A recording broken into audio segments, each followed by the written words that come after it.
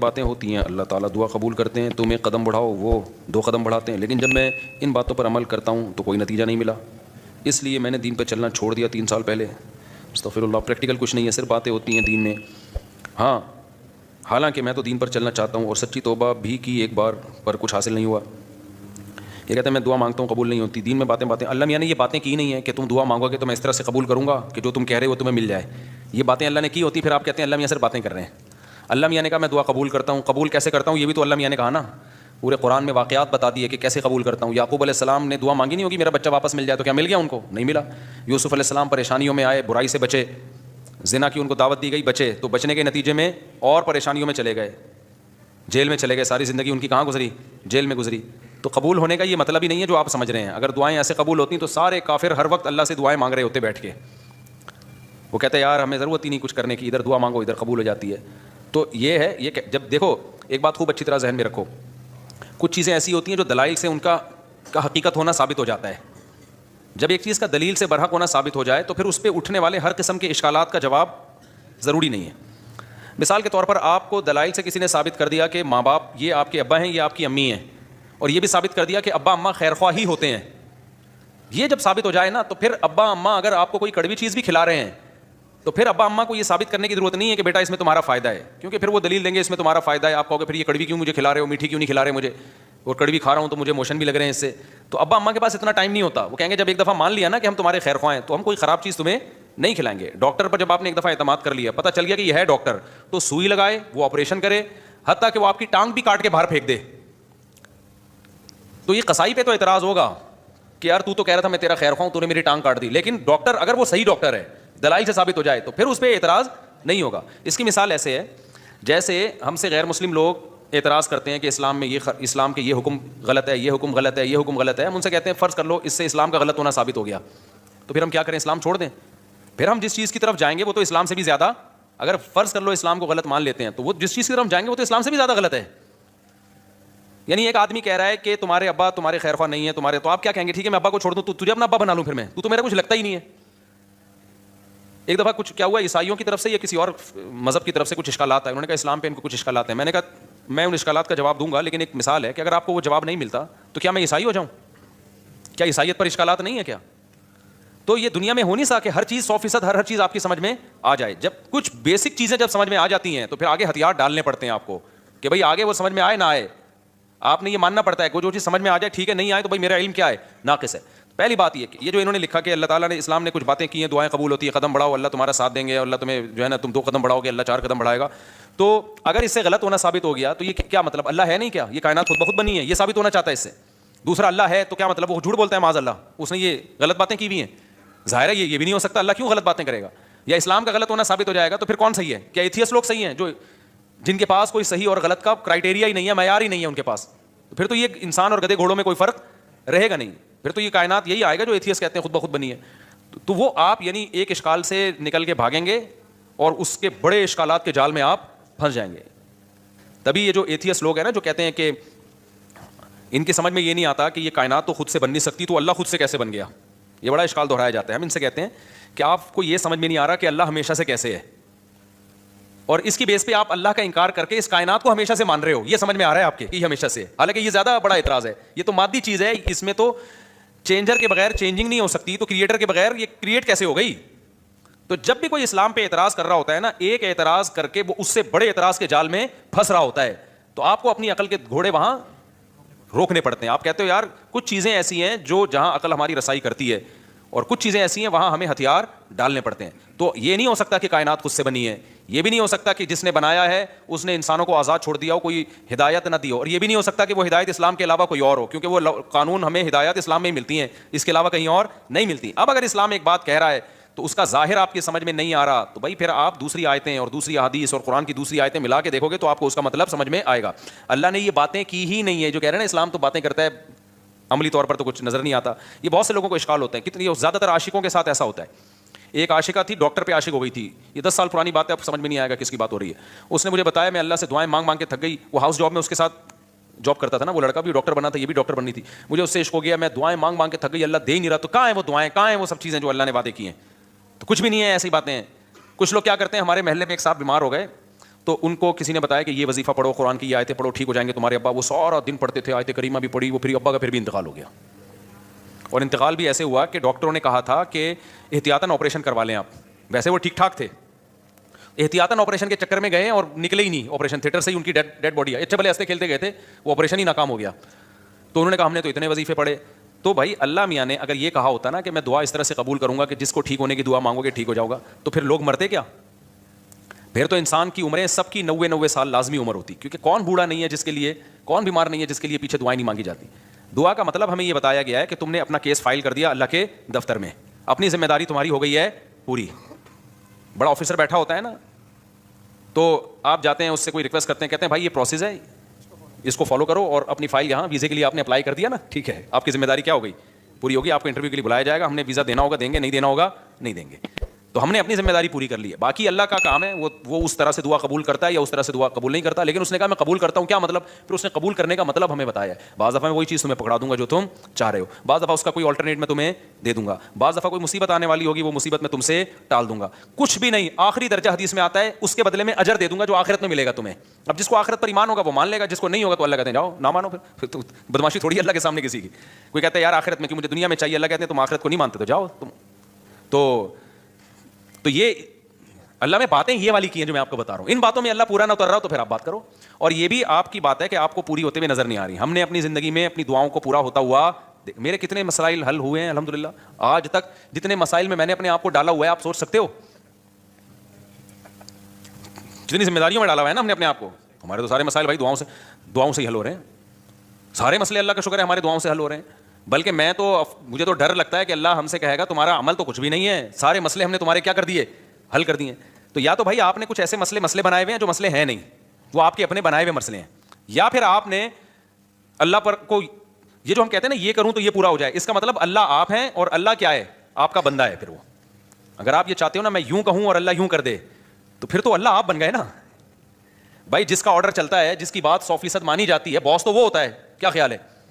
تو پیغمبروں کی سیرت قرآن نے جو اتنی لمبی لمبی سیرت بیان کی, موسیٰ علیہ السلام کے بارے میں بتایا کہ بنی اسرائیل کو وعدے کرتے رہے کہ اللہ تمہیں غلبہ دے گا, اللہ تمہیں. بنی اسرائیل نے ایک دن تنگ آ کے کیا کہا ہے, اوذینا من قبل ان تأتینا ومن بعد ما جئتنا, اے موسیٰ تیرے آنے کا کوئی فائدہ نہیں ہوا, آنے سے پہلے بھی ٹینشن تھی, آنے کے بعد بھی ٹینشن. موسیٰ علیہ السلام نے کیا کہا, عسیٰ ربکم ان یرحمکم, امید ہے اللہ رحم کرے گا, امید ہے اللہ کیا کرے گا, رحم کرے گا. اور بالکل اینڈ میں لے جا کے نا جب بنی اسرائیل نے کہا اب تو مر ہی گئے, بالکل دریا کے کنارے کھڑے ہوئے کہہ رہے ہیں اب تو بس مارے گئے. موسیٰ علیہ السلام اس وقت بھی کیا کہہ رہے ہیں, بھائی اللہ میرے ساتھ ہے. اس وقت یہ بھی نہیں کہا مدد کرے گا, ساتھ ہے, جو ہو رہا ہے ہمارے حق میں بہتر, بھلے شہادت دے دے یہاں پہ, ٹھیک ہے نا, بھلے شہادت دے دے, لیکن میرے ساتھ اللہ ہے, میں اس کو ناکامی نہیں سمجھتا. جو بھی میرے ساتھ ہو رہا ہے میں اس کو ناکامی نہیں سمجھتا. تو صحابہ کرام تو جنگوں میں شہید ہوئے ہیں, اور شہادت سے پہلے کیا کہہ رہے ہیں, فزتو ورب الکعبہ, رب کعبہ کی قسم ہم کیا ہو گئے, کامیاب. حالانکہ وہ تو 100% ناکامی ہے. جو آدمی موت کے منہ میں جا رہا ہے اس کے تو سارے پروگرام ہی ضائع ہو گئے نا, اس کے تو سارے ویژن کی ایسی کی تیسی ہو گئی. لیکن وہ مرتے ہوئے کیا کہہ رہے ہیں کہ ہم کامیاب ہو گئے. وجہ کیا ہے کہ بھائی جو اللہ اب ہمارے ساتھ کر رہا ہے ہمیں یقین ہے کہ وہ ہمارے حق میں بہتر ہی ہو رہا ہے, ہمارے حق میں برا نہیں ہو رہا. تو آپ کو اپنے آپ کو اللہ کا بندہ بنا کے زندگی گزارنی ہے. جس طرح سے ابھی آپ چاہتے ہیں پوری کرنا چاہ رہے ہیں نا, اس کے لیے اللہ نے جنت رکھی ہے, وہاں بٹن دباتے ہی سب کچھ ہو جائے گا, صحیح ہے نا. وہاں دعا کا ظاہر قبول ہوگا. وَلَكُمْ فِيهَا مَا تَشْتَهِي أَنفُسُكُمْ, اللہ نے جو باتیں کی ہیں نا, کہہ رہے ہیں اللہ جو باتیں کرتے ہیں وہ ہوتی تو نظر نہیں آ رہی. اللہ نے جنت کے بارے میں یہ باتیں کی ہیں, وَلَكُمْ فِيهَا مَا تَشْتَهِي أَنفُسُكُمْ, جو چاہو گے وہ تمہیں ملے گا. دنیا کے بارے میں اللہ نے یہ کہا نہیں ہے, جو اللہ نے باتیں کی ہیں دنیا کے بارے میں وہ سورہ بنی اسرائیل میں ہے. اللہ تعالیٰ فرماتے ہیں کہ من کان یرید العاجلۃ عجلنا له فیہا ما نشاء لمن نرید. یہ اللہ کے الفاظ ہیں سورہ بنی, یہ باتیں کی اللہ نے کہ جو دنیا میں نعمتیں چاہتا ہے نا, مجھے یہاں میری شادی ہو جائے, یہ والی جاب مجھے مل جائے, یہ کام میرا ہو جائے, یہ فلانا کام میرا ہو جائے, یہ ساری جو چاہتے ہیں یہ دنیا کی چاہتے ہیں نا, اللہ کہتے ہیں کہ جو شخص من کان یرید العاجلۃ, جو دنیا کی زندگی چاہتا ہے, عجلنا لہ فیہا ما نشاء, تو ہم اس کو اتنا دیں گے جتنا ہم چاہیں گے, اس کے مطالبے پر نہیں دیں گے ہم اس کو کہ جتنا یہ مانگ رہا ہے یا جتنا یہ اسٹرگل کر رہا ہے نا. بہت سو کی اسٹرگل کی ایسی کی تیسی ہو جائے گی. بہت سو آپ نے دیکھا ہوگا نا 7 کامیاب لوگوں کی 7 عادتیں, وہ جو کتابوں میں لکھا ہوتا ہے, تو وہ 7 سے 14 عادتیں ہوتی ہیں بعض لوگوں میں, پھر بھی ناکام ہو جاتے ہیں. انہوں نے صرف کامیاب لوگوں کی کتابوں میں لکھا ہوا ہوتا ہے کہ جو دنیا کے بڑے بڑے کامیاب لوگ ہیں ان میں یہ خصلتیں پائی جاتی تھیں, آپ نے کیا کیا وہ خصلتیں اپنے اندر پیدا کر لیں, پھر بھی ناکام ہی ہو گئے آپ. تو اس پہ بھی کتابیں آنی چاہیے کہ 7 کامیاب لوگوں کی علامتیں جو 25 ناکام لوگوں میں پائی گئی ہیں. تو اللہ میاں نے جو باتیں کی ہیں, جو یہ کہہ رہے ہیں اللہ میاں صرف باتیں ہی کرتے ہیں, پورے تو ہو نہیں رہے, تو اللہ میاں نے جو باتیں کی ہیں دنیا کے بارے میں, جو اللہ میاں نے باتیں کی ہیں, من کان یرید العاجلۃ, اللہ کہتے ہیں جو دنیا کی نعمتیں چاہے گا, عجلنا لہ فیہا ما نشاء, ہم اس کو دنیا میں دے دیں گے جتنا ہم چاہیں گے, جتنا یہ مانگ رہا ہے, جتنا یہ چاہ رہا ہے. اگر ایسا ہوتا تو زرداری 5 سال کے لیے صدر بنتا, پھر اگلے 5 سال کے لیے پھر دوبارہ زرداری صاحب نے بن جانا تھا, اگلے سال کے لیے بھی سارے ہی بن رہے ہوتے صدر, اور سسٹم نہ چلتا جو ابھی ہماری کنٹری میں کیا چل رہا ہے, سسٹم چل رہا ہے. دوسرا اللہ فرماتے ہیں لمن نریدو, فرمایا یہ تھوڑا بھی اس کو ملے گا جس کو ہم چاہیں گے, جتنا ہم چاہیں گے, جس کو ہم چاہیں گے. یہ ہے یہاں پہ دنیا کی بات. آخرت کی اللہ فرماتے ہیں ومن اراد الاخرۃ وسعى لها سعيها وهو مؤمن فاولئك كان سعيهم مشكورا, جو آخرت چاہے گا اور اس کی قواعد پورے کرے گا, ان کو ان کی محنت سے یقینی بھی ملے گا اور زیادہ بھی ملے گا.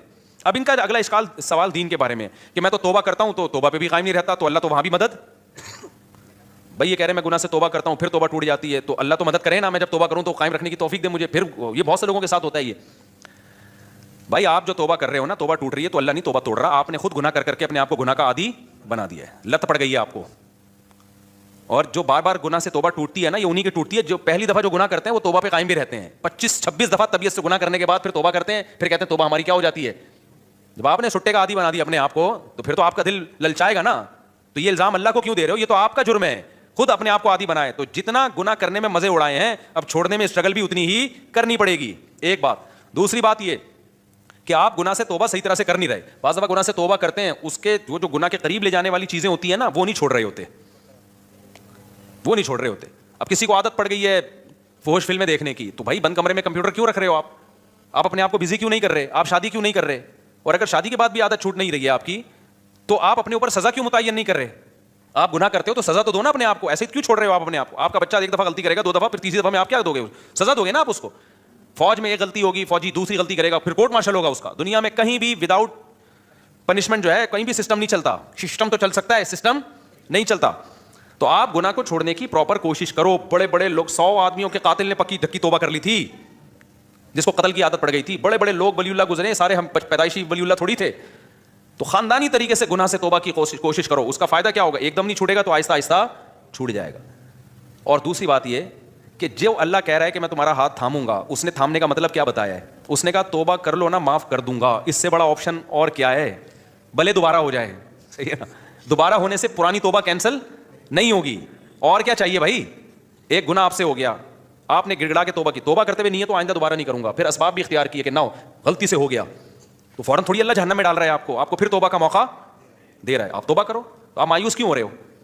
ہمارے ایک دوست تھا, بہت گناہوں میں ملوث ہو گیا تھا, تو میں نے اس کو کہا توبہ کرو. ایک بزرگ کے پاس لے گیا, اس نے توبہ کی, دوبارہ اس سے غلطی ہو گئی. مجھے کہتا ہے یار پھر توبہ کی, پھر میں لے گیا, میں نے کہا بیٹھا کر یہاں اللہ والوں کے پاس. پھر وہ دو دوستوں میں بیٹھنا, پھر توبہ غلطی ہو گئی, پھر میں لے گیا, ایک بزرگ تھے ان کے پاس لے گیا, یار ادھر بیٹھا کر اللہ کچھ سنا کر. کہہ رہا ہے یار اب تو مجھے توبہ کرتے ہوئے شرم آ رہی ہے, اللہ میں بھی بولے گا گناہ کرتا ہے پھر توبہ کر رہا ہے.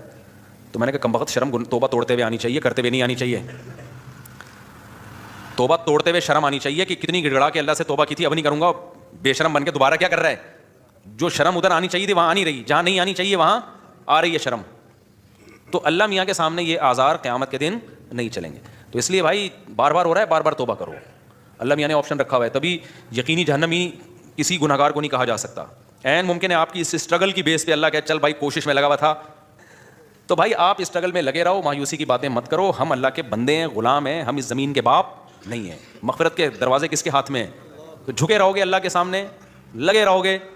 ہو سکتا ہے اللہ ویسی کسی فرشتے کو بولے اس کو ٹھڈا مار کے جنت میں بھیج کے, تو جنت میں جانے والا بنتا نہیں تھا, بنتا نہیں تھا, چل جا یار, کیا کر کوشش میں لگا ہوا تھا, چل جا جنت. بعض دفعہ ایسے ہوتا ہے نا کہ کوئی چپک جاتا ہے آپ سے, کوئی بھکاری, آپ کو پتا ہے یہ مستحق نہیں ہے, لیکن جان چھڑانے کے لیے آپ کہتے ہیں ایک لات مار کے اس کو 50 روپے دفعہ ہو یہاں سے, یہ پکڑ پیسے جا.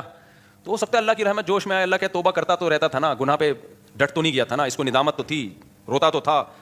تو اللہ میاں ہو سکتا ہے کچھ فرشتے سے کہیں اس کو بنتا نہیں ہے اس کا جنت میں جانا, لیکن اس بغیرت کو بولو دفعہ ہو جنت میں, شاید اللہ کر دے. لیکن اگر یہ اسٹائل ہے نا, جو یہ والا اسٹائل ہے کہ اللہ میاں باتیں کرتے ہیں پوری کرتے نہیں ہیں, میں تو توبہ کی کوشش کر رہا ہوتا کچھ بھی نہیں ہے, پھر تو مایوسی ہے. اللہ کے سامنے جو اکڑ گیا, تو اللہ کا شیطان اکڑا ہے یار, اتنا پرانا تعلقات اس کے اللہ سے, وہ اکڑا ہی تو تھا, تو اللہ کا کیا بگاڑ لیا اس نے. وہ اللہ کے سامنے اللہ کے سامنے گنہگار جو تواضع کرنے والا ہو اس کی ویلیو زیادہ ہے, پرہیزگار جو اکڑ دکھانے والا ہو اس کی اللہ کے یہاں ویلیو بولو نہیں ہے.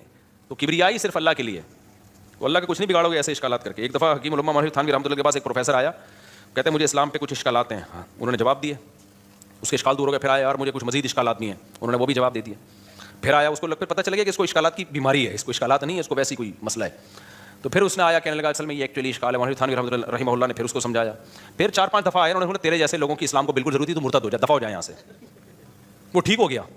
اس نے کہا میرے سارے اشکالات دور ہو گئے, کیونکہ اس کے دماغ میں یہ بیٹھ گئی تھی, یہ بات تکبر آ گیا تھا کہ گویا اسلام کو میری ضرورت ہے, اور گویا جو ہے نا یہ علماء بیٹھ کے مجھے ہی سمجھاتے رہے بیٹھ کے, اور ایکچولی یہ اور یہ اشکال, یہ جب اس کو اس کی اوقات دکھا دی نا کہ جہاں اتنے لوگ جہنم میں جائیں گے 2-4 اور چلے جائیں تو اس سے ہماری صحت پہ کوئی فرق نہیں پڑے گا, جہاں اللہ اتنے لوگوں کو اٹھا کے جہنم کی آگ میں پھینکے گا تو بھی چلا جائے گا, تو کوئی تیرے اشکالات کی حل ہونے کی ضرورت نہیں ہے, مرتد ہو جا. اس کے سمجھ میں آ گیا کہ بھائی اسلام میری ضرورت ہے, اسلام کو میری ضرورت نہیں ہے, مجھے اسلام کی ضرورت ہے. تو بعض دفعہ یہ بھی ہوتا ہے کہ انسان اپنے بارے میں نا بہت زیادہ خوش فہمیوں کا شکار ہو جاتا ہے. بھائی اللہ کے سامنے گڑ گڑائے, جھکے رہے اللہ کے سامنے, تو پروگرام کامیاب ہونے کی چانسز ہیں, بھلے گناہوں سے توبہ کرنے میں زندگی گزر جائے. لیکن اگر اکڑ دکھانا شروع کر دی نا کہ یہ تو ہوتا ہی نہیں ہے, مایوسی کی باتیں, یہ تو سب ایسے ہی ہے, تو پھر اللہ کہتے جاؤ, شیطان کو نہیں چھوڑا جو اتنا اللہ کی عبادت گزار تھا, تم کس کھیت کی مولی ہو. شادی میں جو شیروانی کے ساتھ پگڑی ہوتی ہے کیا غیر مسلم کے مشابہت نہیں ہوگی؟ بھائی غیر مسلم کے ساتھ مشابہت, پگڑی تو مسلمانوں کا شعار ہے. ماما کے کہنے میں شادی میں ہی تو پگڑی کتنی اب دولہا پہ جچ رہی ہوتی ہے, دولہا لگ رہا ہوتا ہے, وہ سول ڈریس میں لوگ آ جاتے ہیں میرے پاس نکاح پڑھوانے کے لیے, پتہ ہی نہیں چل رہا ہوتا ہے اس میں دولہا کون ہے اور اس کے دوست احباب کون ہیں. دوست نے زیادہ اچھے کپڑے پہنے ہوتے ہیں. ایک دفعہ تو ہوا دولہا ایسے ہی عام کرتے شلوار میں تھا اور دوست تھا وہ شیروانی میں اس سے قبولوانے لگا تھا. یہ ہوا ہے میرے ساتھ. ماں باپ کے کہنے میں سارا خرچ کر سکتے ہیں, سارا مال خرچ کر سکتے ہیں, نہیں بھائی سارا مال خرچ کرو گے کل پھر بھیک مانگو گے, ماں باپ کی ضرورت پوری کرنا واجب ہے, باقی اضافی کرو گے تو ثواب ملے گا. کیا جمعے کی مسجد کے باہر بھی جمعے کی نماز ہو سکتی ہے لیکن مسجد پڑھنی چاہیے کیا؟ بھائی سمل سے وضو نہیں ٹوٹتا. اچھا بھائی میرے بھائی کیا ٹک ٹاک اور یوٹیوب میں چلائیں گے پیکج ہوتے ہیں کہ پیسے حلال حرام؟ بھائی یوٹیوب پہ یا ٹک ٹاک پہ جو پیسے ملتے ہیں ایڈورٹائزمنٹ کے ملتے ہیں, تو اگر حرام چیز کا ایڈورٹائز ہے, شراب کا, سود کا, بینک کا, سودی بینک کو پروموٹ کیا جا رہا ہے, کسی فلم کا ایڈ چلایا جائے, تو پھر اس ایڈ کی آمدن کیا ہے؟ حرام ہے. اور اگر حلال چیز کی کا ایڈورٹائز ہے تو اصل آمدن حلال ہے, لیکن چونکہ اس میں کچھ غلط چیزیں بھی شامل ہو جاتی ہیں اس لیے کہا جاتا ہے کہ اصل آمدن حلال ہے, اس میں جو حرام شامل ہو رہا ہے تو آپ ایک اندازے سے کچھ رقم, کچھ کہتے ہیں 5%, کچھ کہتے ہیں 10%, کچھ کہتے ہیں 2.5% بھی ہے, تو اس کا ایک کوئی یقینی معیار نہیں ہے, تو احتیاطاً 5% صدقہ کر دو اس میں سے. اچھا میرے بھائی جمعے کے خطبے سے پہلے جو رکعت پڑھتے ہیں تو سنت کی نیت ہوگی میرے بھائی.